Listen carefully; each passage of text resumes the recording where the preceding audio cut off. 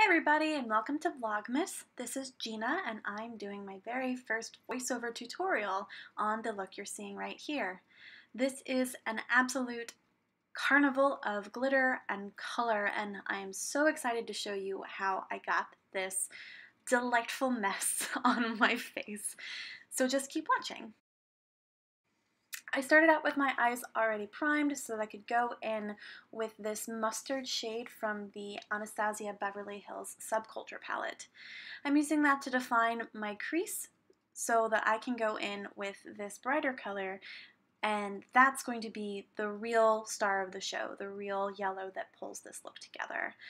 I want to make sure that I get the color all the way saturated, so I went back in with my brush and just made sure that it really stood out.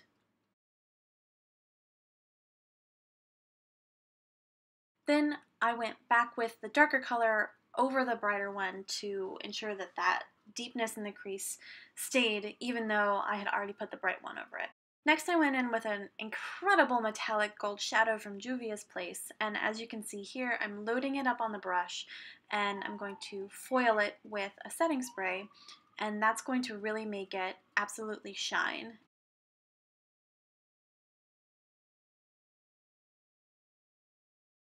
And we're going to apply it on the lids, just straight from the brush and in slight gliding motions.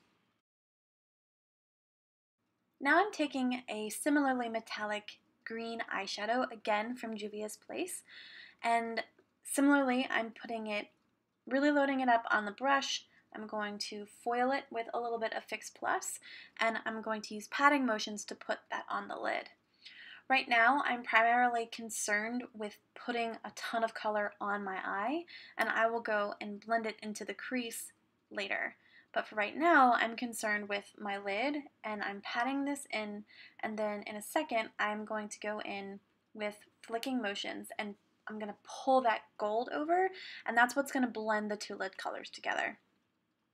Next, I'm going to take that dark yellow that we talked about earlier, and I'm blending these lid colors into the crease, just to make sure that there are no harsh lines, as they say. I wanted a little bit more definition in the outer corner, so I took a dark brown and I'm putting that right on the outer V. I'm not interrupting the green, but I wanted to make sure that there was more shape. And now the eyes are done, and I'm moving on to the face. I'm taking NARS All Day Luminous Weightless Foundation in Siberia. I like this foundation because it's actually got a yellow undertone and that matches the rest of my face. I'm letting it in here with a Real Techniques sponge and popping on my glasses so that I can finish blending it out while I can see. And also spot cat hairs. The rest of the blending process is pretty simple, particularly when I have my glasses on and I can see everything. Once that's all done, I move on to my concealer. I'm doing some color correcting with Urban Decay's Naked Skin Concealer in light neutral, which isn't very neutral at all, but it's really good for color correcting. I take a dome-shaped concealer brush to blend all of that out and make sure that it is pressed into the skin really well. Because after that, I go in with Tarte's Shape Tape in in fair neutral, which actually is neutral, and I go ahead and finish up the rest of my concealing that way. This concealer absolutely lives up to the hype, and I really have nothing else more to say about that.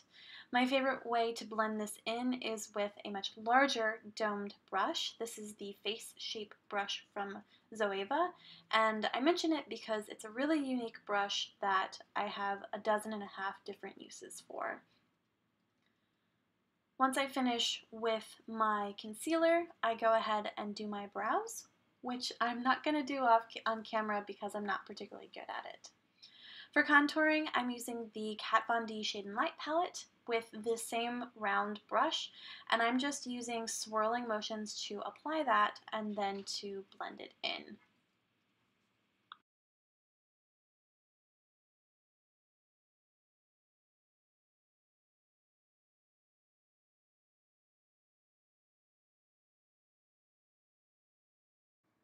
I really like the look of a defined jaw, so after I finish my cheeks, I go ahead and contour my neck as well.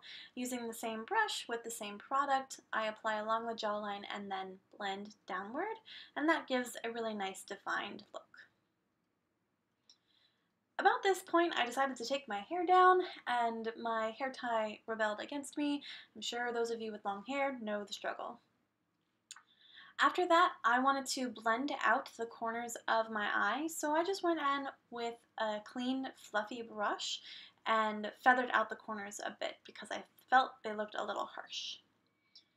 After that, I did the lower lash line. My intent is to put glitter down here, but because it's glitter, I want to put down a nice red base first. Then I went in with a fluffy brush and just, without any product on it, blended it out. And now it's glitter time! I'm using Eye Candy Cosmetics liquid sugar adhesive, and it's one of its gold glitters. I at first used a thin brush, but as you could see, it didn't go super well, so I switched to a bullet brush instead, and that went a lot better. Then I made a really terrible error. The glue has a bit of a fume to it, so when I went to do it underneath my eyes, as you can see, the fumes really irritated my eyes and made them water up. I would not recommend doing this, putting glitter right underneath your eyes. It just did not go well for me. But I persevered and went ahead and did it anyway. Then I went back on top with the smaller brush, and what I'm doing here is I'm putting another line on top of the wing that I did earlier with the bullet brush. Because I'm working on top of a line I already created, I didn't want to use the bullet brush, so I went back in with the small detail liner brush and used that to go on top. Then I took a deep breath. After that, it was much easier. The rest is just the decorative dots on top of the eye. I went in with the red glitter and the fine brush and dotted around my eyes that way, and then I went in with the gold one and did the exact same thing.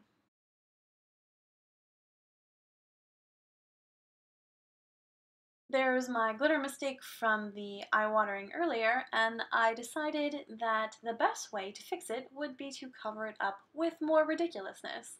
So I took a two-faced glitter and with the same adhesive put white dots underneath my eyes, and then I decided that wasn't quite awesome enough, so I went in and did the same white dots on my brow bone in the place of a brow bone highlight. Hooray! Glitter! After that, it was the simple matter of mascara, which, although it usually gives me a hard time, this time felt much easier after all of that. Finally, I used a ColourPop Ultra Satin Lip in Ambush, and we're going to pretend that putting lipstick on is not as difficult for me as it actually is, and go ahead and skip through the rest of this. So that's it, you guys. Here's another look at what we just did. I hope that you enjoyed the look and that you can execute something like it or similar this holiday season.